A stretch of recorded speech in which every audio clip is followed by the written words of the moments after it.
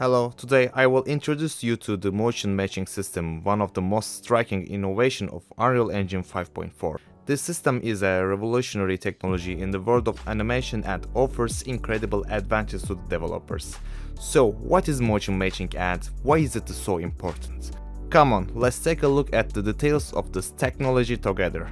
What is motion matching? Unreal Engine motion matching system is a revolutionary approach to select the best keyframe from the animation database that perfectly matches the character current position and movement. Unlike traditional animation system, motion matching can make informed animation position choices by querying a dynamic character system without the need to set up animation transition or blend logic. What are the advantages for developers? Developers can create a more responsive animation system with favored transition and blending logic. All you need to do is add more animation data to the database.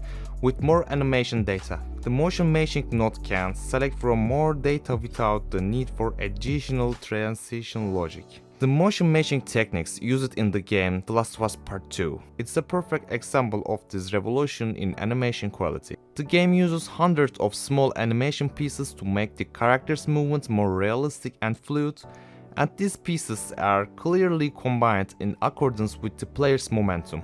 The motion matching system that comes with Unreal Engine 5.4 will shape the future of animations and offer developers more control and flexibility than ever before. With this technology, you can create more realistic and impressive character movements in your game.